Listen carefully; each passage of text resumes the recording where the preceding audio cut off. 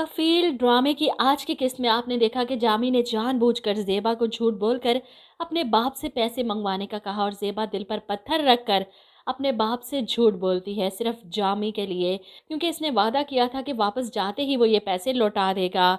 लेकिन वापस आने के बाद जामी जान छुड़वा रहा है अपने ससुराल जाने से। इन्होंने दावत रखी है और जामी का दिल नहीं कर रहा ज़ेबा को साथ लेकर अपने ससुराल जाने का। खैर फरहाना आपी भी साथ तैयार हुई थी, इसलिए मजबूरन जामी को अब्बा के पास से उठना पड़ता है। वो तैयार होता है, परफ्यूम लगा रहा है और ज़ेबा हैरान कि आप इन कपड़ों में जाएंगे अब्बा के घर। जिस पर जामी कहता है कि मुझे बहुत ज़रूरी काम है, तुम ऐसा करो कि अपने अब्बा को फ़ोन कर दो, वो तुम्हें पिक कर लेंगे और मैं मार्केट से सीधा तुम्हारे अब्बा की तरफ आ जाऊंगा। जामी की बात सुनकर ज़ेबा को हैरत होती है, लेकिन जामी अपना ब्रीफकेस उठाए निकल जाता है। फरहाना बाजी से रोकती नहीं, लेकिन जामी इनके कहने पर भी नहीं रुकता। वो अपनी जान छुड़वा रहा है कि इसे पैसे ना देने पड़े और ज़ेबा के पास जो पैसे हैं वो खुद ही अपने अब्बा को देकर इसके ससुराल पहुंचने से पहले ही इस मामले को ख़त्म कर दे। बहरहाल ज़ेबा के वालिद खुद इसे लेने पहुंच जाते हैं। फरहाना और ज़ेबा घर आती है तो जामी पहले से वहां मौजूद था। इसे देखकर ज़ेबा को हैरत होती है, जिस पर जामी कहता है कि बस मेरा काम जल्दी ख़त्म हो गया तो मैं यहाँ आ गया, मुझे लगा तुम भी आ गई होगी। ज़ेबा को गुस्सा आता है जामी की हरकतों को देखकर, लेकिन फ़िलहाल अपने घर वालों को परेशान नहीं करना चाहती। वो इंतज़ार कर रही है, क्योंकि जामी ने तो कहा था कि वो जाते ही अब्बा को पैसे लौटा देंगे, लेकिन वो तो ऐसे भूले बैठे हैं जैसे कभी लिए ही नहीं थे। ऐसे में आलिया, जो हकीकत से वाकिफ़ हो चुकी थी, वो मौका मिलते ही ज़ेबा को अंदर कमरे में लेकर जाती है और उसे बताती है कि मैं सब जान चुकी हूँ कि जमाल और आपके एक दूसरे को जानते थे, पसंद करते थे। मैंने अम्मी की अलमारी में वो रुमाल देख लिया है। आपने जामी भाई से शादी जमाल के धोखे में कर ली, इसलिए शादी के बाद आपके चेहरे पर वो खुशी नज़र नहीं आई जो रिश्ता होने के बाद नज़र आ रही थी। स्कूल कॉलेज के इम्तिहानात तो बड़े आसान होते हैं ज़ेबा बाजी, असल इम्तिहान तो ज़िंदगी लेती है। ज़ेबा की आंखों में भी आंसू आ जाते हैं। आलिया, इस बात को यहीं पर ख़त्म कर दो। शादी हो चुकी है मेरी और माजी को मैं भूल चुकी हूँ। आलिया बहुत दुखी है अपनी बहन के लिए कि कितना गलत हुआ इसके साथ। खैर खाने से फारिग होने के बाद जामी बड़ी फुर्सत से खीर की प्याली चट करने में मसरूफ़ था, जब फरहाना बाजी ज़ेबा से कहती हैं जो अपने घर वालों के लिए गिफ्ट्स लेकर आई थी वो दो ना सबको। और ऐसे में दादू को भी याद आ जाता है, बेटा जामी, मरी में तुम्हारा बटवा चोरी हो गया था, काफ़ी पैसे थे उसमें, ज़ेबा बता रही थी। कैसे चोरी हुआ बटवा? ये सुनकर फरहाना हैरान हो गई। पैसे चोरी हो गए? तो फिर तुमने हम सब के लिए शॉपिंग कैसे की? पैसे कहाँ से आए तुम्हारे पास?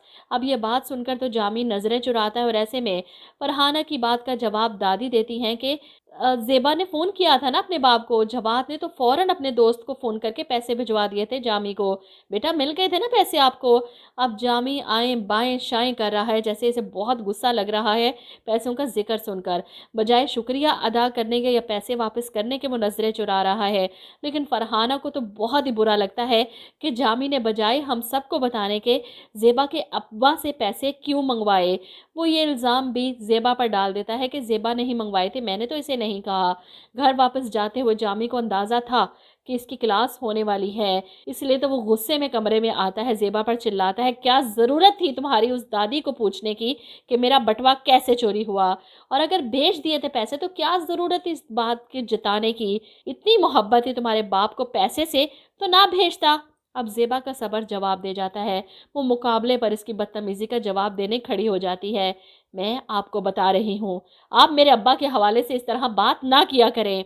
ये सुनकर तो जामी उठकर खड़ा हो जाता है। इसकी ज़ुबान खुलते देख ही फ़ौरन क्लैपिंग करता है। वाह वाह वाह ज़ेबा बेगम, तो ये है तुम्हारी असलियत। बाजी तो बता रही थी कि बहुत ही नरम मिजाज और सुलझी हुई सब्र करने वाली लड़की है, लेकिन दिखा दी ना तुमने अपनी हकीकत।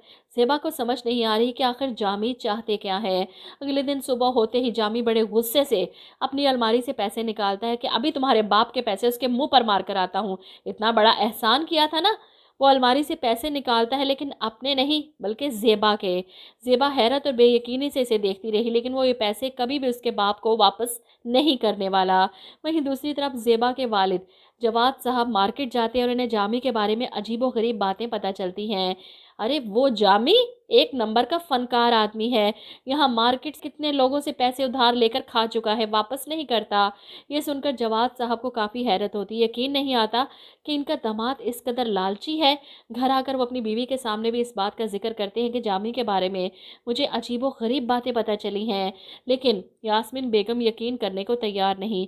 ऐसा कैसे हो सकता है कि वो कुछ कमाता ना हो? लोग तो कुछ भी कहते हैं, हसद करते हैं। इतना फर्माबरदार बाप की खिदमत करने वाला सारा घर कारोबार इसी ने तो संभाल रखा है। लेकिन जवाद साहब को कुछ खटक रहा है, कुछ बहुत गलत है जो हमारी नज़रों से दूर है।